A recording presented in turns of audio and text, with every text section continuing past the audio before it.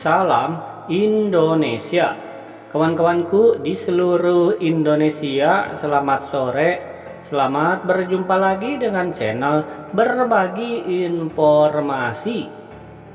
Pada kesempatan kali ini, admin akan berbagi informasi seputar ada 3 penentu kelulusan PPPK 2022 bagi pelamar prioritas maupun pelamar umum. Banyak teman-teman di kanal YouTube admin yang bertanya, apakah saya ini masuk ke pelamar prioritas ataupun ke pelamar umum. Pada pertemuan kali ini semuanya itu akan dibahas. Simak video berikut, tapi buat teman-teman yang belum subscribe, silakan untuk klik dulu tombol subscribe-nya agar admin semakin semangat dalam mencari berita. Dan sekarang lanjut saja ke informasi berikutnya. Dikutip dari beritasoloraya.com dan judulnya seperti ini ya. Intip di sini, inilah 3 penentu kelulusan PPPK 2022 untuk pelamar prioritas dan pelamar umum. Jadi pelamar prioritas dan pelamar umum bisa lulus asalkan apa ya? Simak di informasi berikut ini, dan ini adalah berita yang masih baru 21 Juli 2022. Dikutip dari beritasoloraya.com, perlu diketahui bahwa ada penentu kelulusan dalam seleksi PPPK Guru 2022 ini yang harus diketahui oleh seluruh pelamar prioritas dan pelamar umum. Sebagaimana diketahui bahwa ada 3 jenis mekanisme yang akan dijalankan dalam seleksi PPPK 2022 mendatang. Di antaranya, penempatan peserta lulus passing grade, seleksi observasi atau kesesuaian, dan verifikasi, serta seleksi tes. Untuk mekanisme penempatan peserta lulus passing grade, diutamakan untuk seluruh guru yang memang dinyatakan lulus passing grade pada seleksi PPPK 2021 lalu. Kemudian, mekanisme kedua yaitu seleksi observasi atau kesesuaian dan verifikasi. Peserta yang akan mengikuti mekanisme kedua ini adalah guru tenaga honorer kategori 2, guru honorer yang mengajar di sekolah negeri minimal 3 tahun. Dan mekanisme yang ketiga yaitu seleksi tes berlaku untuk guru honorer yang mengabdi di sekolah negeri tetapi kurang dari 3 tahun, alumni PPG, dan guru honorer di sekolah swasta. Nah, ini buat teman-teman yang masa kerjanya kurang dari 3 tahun, walaupun terdaftar di Dapodik, ini siap-siap untuk mengikuti seleksi PPPK atau tes ya.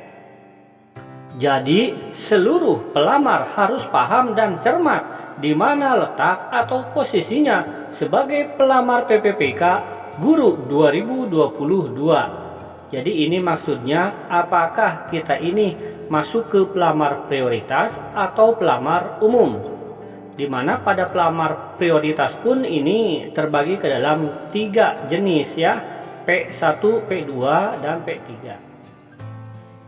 Selanjutnya, dari ketiga jenis mekanisme tersebut ada penentu kelulusan yang harus dipahami oleh seluruh pelamar prioritas dan umum.